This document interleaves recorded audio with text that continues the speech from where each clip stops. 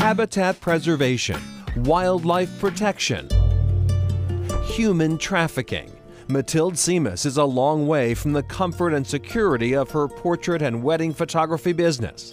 A masterclass on documentary photography turned her into a self-described humanitarian photojournalist. I think just the human condition is just about connecting people to each other, showing people how other people live in different parts of the world. You know, I feel that social documentary photography especially, it can make the world a better place by introducing things that other people otherwise would not see. The work has taken her to more than 40 countries, including Kenya, where she documented the toll of human trafficking, encouraging victims reluctant to be identified to pose in profile or in masks. I wanted them to be able to use this time to feel empowered and feel brave about sharing their story. People, you know, they don't want to talk about trafficking. It's uncomfortable. But if you do it in an artistic and an artful way, it becomes a little softened, you know. It provokes people to engage in these kinds of conversations through art. She has documented wildlife and the rangers who protect it from the ravages of poachers in Uganda and Kenya, animals and the environment under pressure on the Indonesian island of Sumatra, and the beauty of Namibia.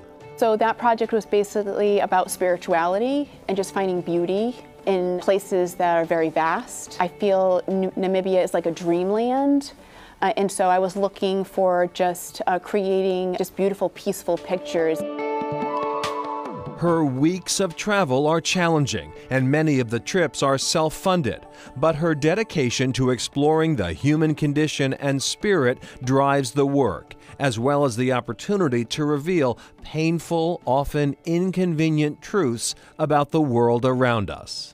It's really rewarding. I mean, the goal of what I'm trying to do is really inform people, creating awareness through the work, but also trying to provoke these kinds of conversations, thoughtful conversations. And then in the end, I want to inspire people to take action.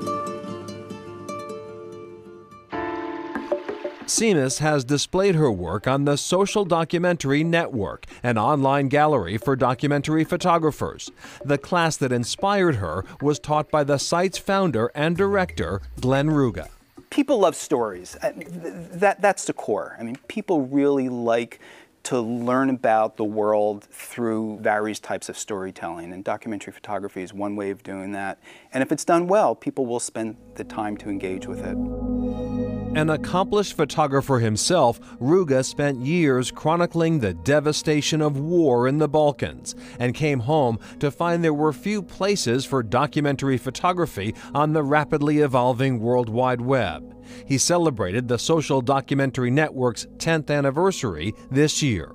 We're very proud. One statistic we like to cite is that in those 10 years, we've had work by more than 2,000 photographers from all parts of the world that have presented 3,000 stories on very diverse themes. In 2015, Ruga also founded Zeek, a magazine of global documentary, to move the work from the digital world to the physical world of paper. One of the things we really try to do in the magazine is to show the photographs as large as we can, and it's quite different than looking at that same photograph that, you know, this big on your phone, or seeing it 17 inches across. A self-employed graphic designer by day, Ruga's commitment to the site and the magazine is about creating an outlet for photographic work and also teaching and inspiring others who may be interested in the genre. The first thing is that they should pursue a project that really interests them. There's nothing that's going to lead towards a more successful project than something the photographer has passion for. And then learn as much as they can about the subject. It's not just taking the pictures, but it's understanding what this means. And by researching history and culture, it gives everybody a deeper understanding of what this is all about. Glenn Ruga says he stays